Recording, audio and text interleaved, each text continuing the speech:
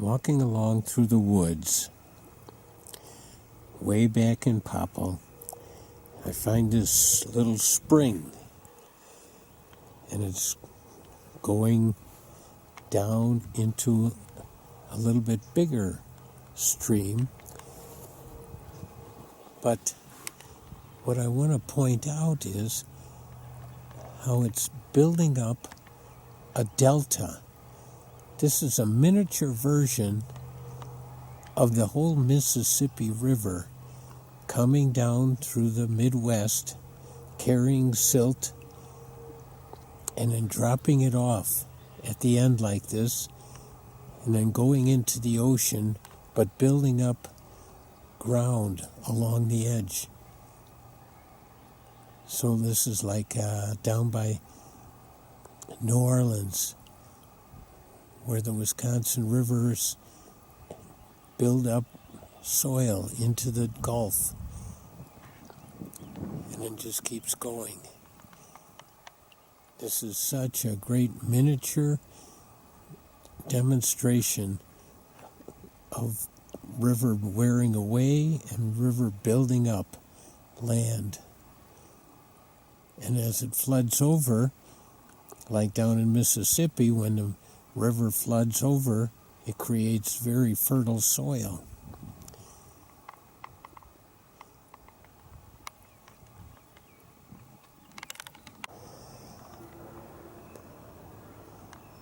This guy is not flying away.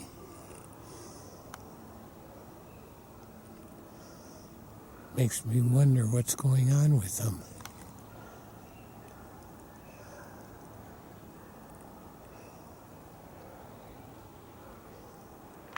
Looks like it could be a robin, but I'm not sure.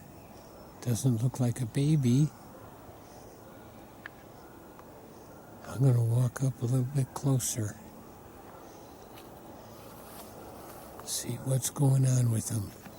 If it flies away, oops, there we go.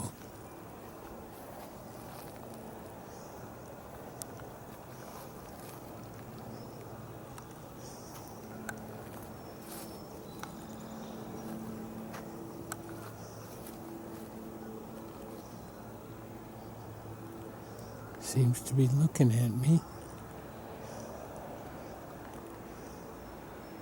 Doesn't seem scared. But he's not moving. Something's wrong. Oh, he's just walking away.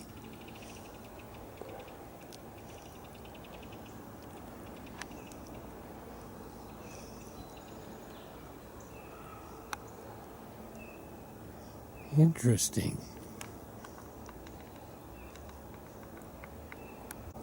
Went off the trail here, but he hasn't flown yet. Just kind of hopping along. What's going on with him? Or her?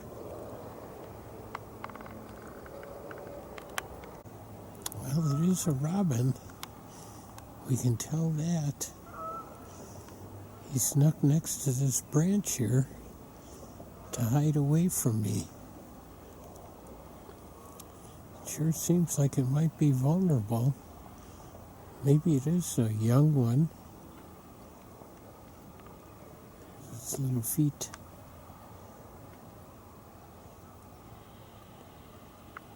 I think I'll just leave it go.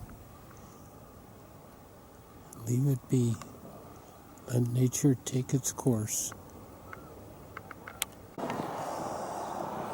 right, here's just a little thing, but it just caught my eye. Here's this tree, sap dripping down, water dripping down, and it's moist in the spot, and there's moss. But look at, here's a little green leaf plant growing out of the side of the tree. You know, that almost looks like a seed from a garden vegetable. But there it is, right right in that tree. That's going to be interesting to see what grows there and if it continues growing. Pretty cute. I believe that's a catbird. He was just down by the water here, taking a bath, and I think he's drying off now. But I've got this question. If there's a catbird and a catfish, what other kinds of things are cat? I don't think we've talked about milkweed yet. And these are last year's pods from milkweed. These things get green and full of seeds that can just, once they open up, they can blow away and drift away. But one of the importances of milkweed is that it's the plant that monarch butterflies lay their eggs on, and the caterpillars grow on the milkweed leaf. And monarchs are having a hard time because of habitat loss, because of herbicides, and they make a long trip down south during the winter time, and they make a long trip back, but it's not always the same ones. They kind of, stop and die along the way, and then a new batch takes over and flies. But the milkweed is very important in that whole transition. Just another thing about the milkweed, when the caterpillar of the monarch butterfly is eating on the milkweed leaf, it creates a poison. So that's one of the protections for the monarch caterpillar. And then also it's supposed to make the monarch poisonous also. But I think some other predators don't respect that. We look at bigger things in the water. We look at little things like the mosquito larvae and striders. And here's a water beetle. Here he is. They're in the water here too. And also, here's some nice slimy little stuff here. It's not frog eggs, it's not toad eggs, it's snail eggs. It's not pretty, but it's just nice to know about it.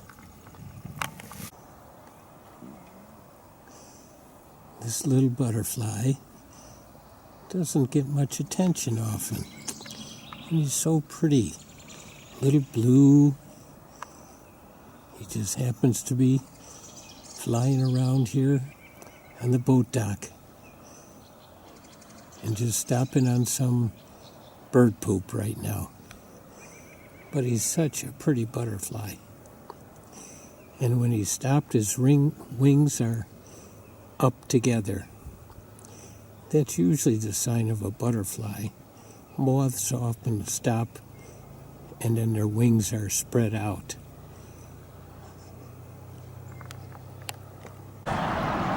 After we put the boat in at the boat landing in the main part of the park, we turned to the right and paddled and paddled and paddled until we're going under the interstate here. These two bridges are just amazing. Why we're coming here is there's a secluded peninsula, and I call it the urban swimming hole, as opposed to the jungle swimming hole, which is up a different channel. This one is the urban one because it's so close to the highway. This is quite scenic here. It almost looked like there might have been a natural bridge here at one point. There's a runoff of water there.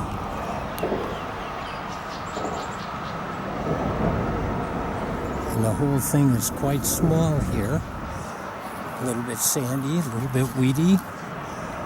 There's steep drop-offs, but it's not far to the other side if you're a swimmer, and you can walk over there I mean, you can walk once you get there. It's too deep to walk over there. It is deep. And it is loud here because you're right near the bridge. That's why it's called the urban swimming hole here. But it is scenic with the rock outcroppings here. And with the rocks right under the bridge there. And we're going to see what we can catch here. Well, the fishing was no good. Absolutely nothing. But it's worth the trip just to see these rocks and this little peninsula that we're on. The flowing water goes into this little pond here. It's just very scenic. And there's liverworts all over the rocks here. And mosses and ferns. It's just a cool little place. It's way out of the way. And it's got these huge bluffs here. And it looks like a little pathway.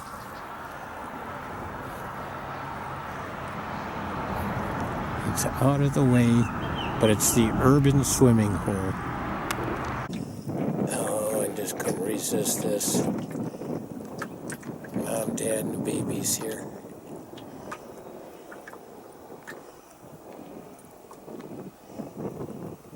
It's always so cool to see.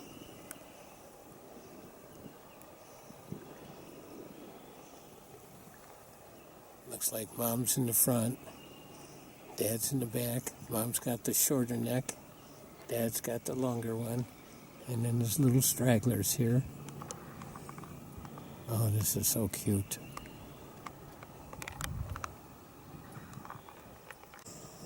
Now they're on the land. And just like with kids, 2 and 3 and 4 and 5-year-olds, they take out ahead of Mom and Dad. They think they know where they're going. And they just head out.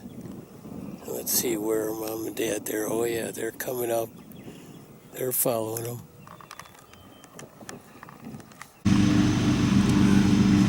Sometimes when we think about bees, we think about the honeybees and the bumblebees. But there are lots of native bees also. Honeybees, of course, do a lot of the pollinating that we need for commerce, and the beehives and the beekeepers. But there are other things that do pollinating around. And there are some of the bees that are mean and burrow into the ground. And I'm not sure what kind this one is. So far, he hasn't stung me.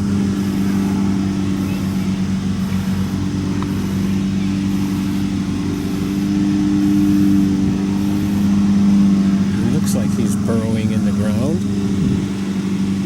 Oh, maybe he's looking at me now.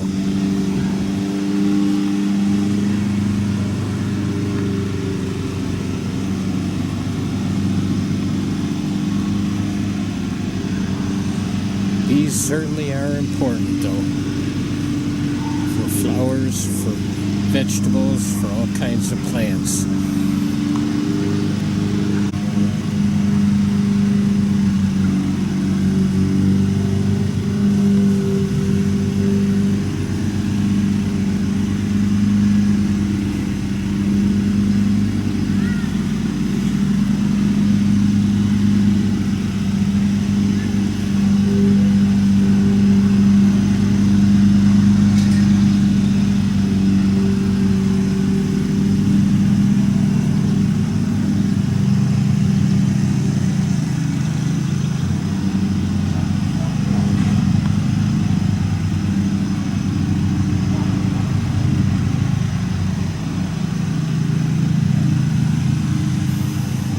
He sure is working hard.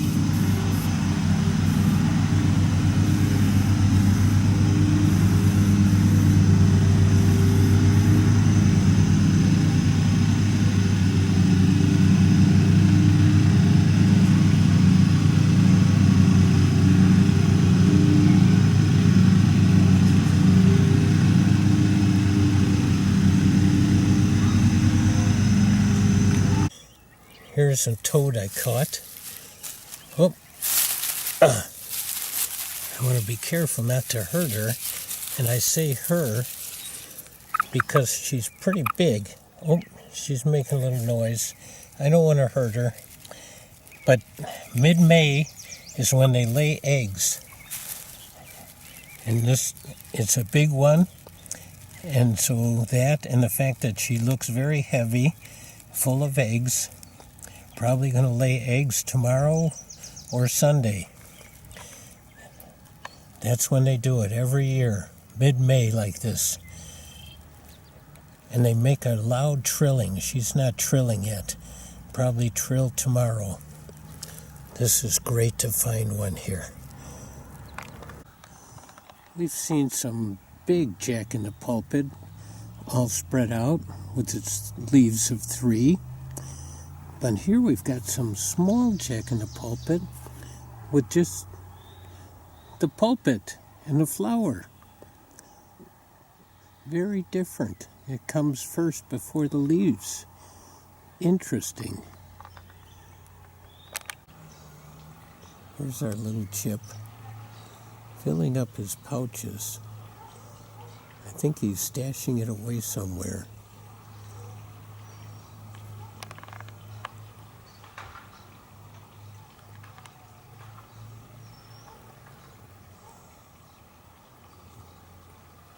Look at those little pouches, getting bigger and bigger.